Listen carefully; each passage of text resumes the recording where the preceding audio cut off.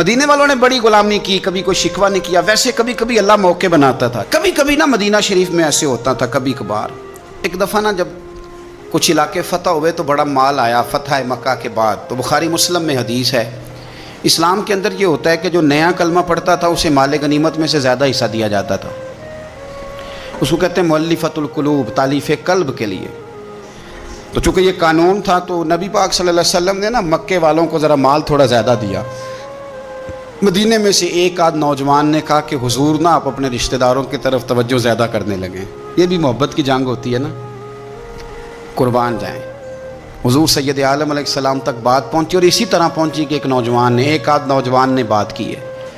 نبی پاک علیہ السلام نے ترکی خیمہ لگوایا، فرمایا مکے والا کوئی نہ آئے بھی، صرف مدینے والے آئیں.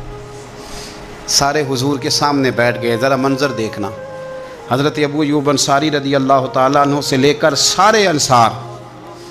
حضور نے فرمایا بھی میں نے سنا ہے تم میں سے کچھ نے کہا ہے کہ حضور اپنے رشتہ داروں کو زیادہ دینے لگے. رو پڑے مدینے والے، یا رسول اللہ وہ تو ایک نوجوان نے غلطی سے. فرمایا نہیں تم کہہ سکتے ہو کہ یا رسول اللہ صلی اللہ علیہ وسلم مکے والوں نے تو آپ کو تکلیف دی تھی، ہم نے آپ کو ٹھہرایا تھا. تم کہہ سکتے ہو چونکہ تم نے ٹھہرایا تھا. مدینے والے رونے لگے کہ یا رسول اللہ ہم کون ہوتے ہیں ٹھہرانے والے، وہ تو آپ آئے، اللہ نے مدینے کو شانیں عطا کر دی. میرے محبوب نے فرمایا تم کہو نا کہ یا رسول اللہ مکے والے تو بدر میں تلواریں لے کے آ گئے تھے، ہم تھے جنہوں نے سینے پیش کیے تھے. وہ رو رہے ہیں، نہیں حضور ایسا تو نہیں ہے، وہ تو آپ نے مہربانی کی تو بدر میں ہم میں سے کچھ شہید ہو گئے، کچھ غازی بن گئے کی برکت سے. حضور نے فرمایا تم کہو کہ احد کے میدان میں انہوں نے پتھر مارے تھے، ہم نے سینہ پیش کیا تھا. حضور بھی رونے لگے، مدینے والے بھی رونے لگے.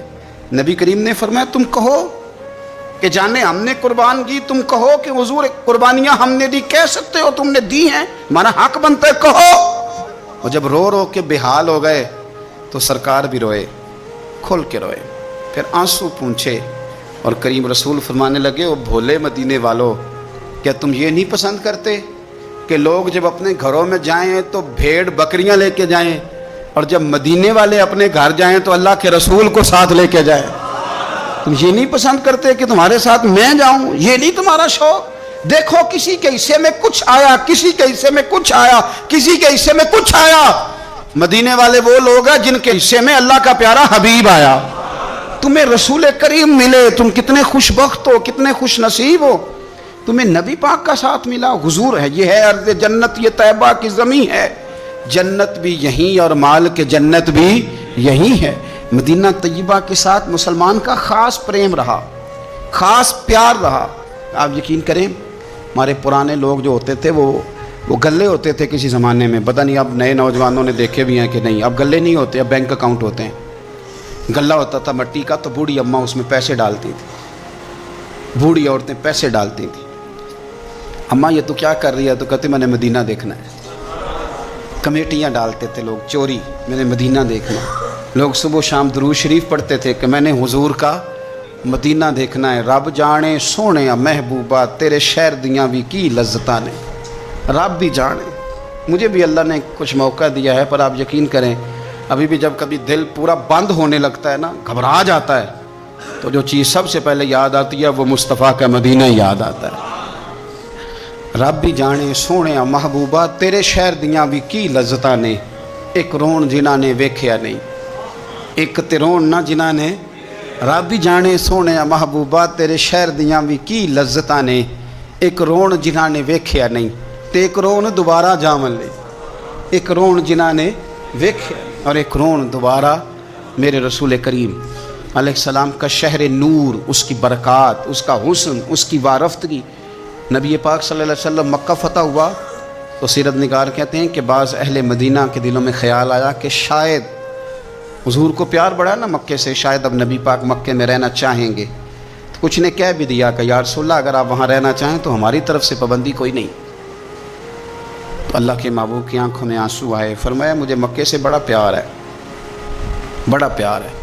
اس کی وجہ یہ ہے کہ میری ماں کی یادیں مکے میں، میرے والد کی محبتیں مکے میں. فرمایا بڑا پیار ہے مجھے مکے سے. میں یہاں ختیجہ کو بیاہ کے لایا تھا جہاں میری بیٹیاں پیدا ہوئی تھیں. یہاں میں نے بڑا کچھ دیکھا، مجھے بڑا پیار ہے، اور ہوتا بھی ہے۔ جو اپنا علاقہ ہوتا ہے نا، اپنا دیش، کسی شاعر نے کہا تھا، دیش سے آنے والے بتا یاران گلستان کیسے ہیں، پیار ہوتا ہے اپنے علاقے سے۔ تو حضور نے فرمایا مجھے مکہ بڑا ہی پیارا ہے، بڑی محبت ہے، لیکن مدینے والوں اب فیصلہ کر لیا، جینا بھی تمہارے ساتھ ہی ہے، اور دنیا سے جانا ہے تو قبر بھی مدینے میں ہی بنے گی۔ اور حضور فرمانے لگے جب قیامت میں اٹھوں گا تو قبر بھی مدینے سے ہی کھلے گی۔ اپنا خاص ذوق، وہ خاص وارفتگی، وہ خاص محبت مدینہ طیبہ کے ساتھ جو ایک مسلمان کی ہونی چاہیے، اس محبت کو سلامت کریں، اس کا ذوق۔ آپ اگر دین اسلام کو دیکھیں گے نا تو دین اسلام کے سارے اخلاقی پہلو، دین کا سارا حسن، دین کا سارا وقار، وہ نقشے جب ہم حدیثوں میں پڑھتے ہیں تو سب سے پہلے مدینہ ہماری نظروں میں آتا ہے، اس لیے کہ وہ ساری کیفیات، ان کا تعلق مدینہ طیبہ کے ساتھ ہے۔ میرے رسول کریم صلی اللہ علیہ وسلم نے مدینہ کے ساتھ خاص محبت کی۔ حضور فرماتے ہیں کہ جس طرح سانپ جب اس پر حملہ ہو تو وہ چاروں جانب سے اسے گھیر لیا جائے تو وہ اپنی بل میں گھس جاتا ہے نا، فرمایا اسی طرح ایمان جب چاروں جانب سے گھبرا جائے گا نا قیامت کے قریب تو فرمایا سمٹ کے میرے مدینے میں داخل ہو جائے گا، مدینے میں ایمان رہے گا۔ حضور نے فرمایا دجال مدینے میں داخل نہیں ہوگا، طاعون کی وبا مدینے میں داخل نہیں ہوگی۔ مدینہ طیبہ کے چاروں جانب اللہ نے فرشتے بٹھا دیے ہیں، 70 ہزار فرشتوں کے پہرے لگا دی، مدینے کی حفاظت پر فرشتے مامور ہیں۔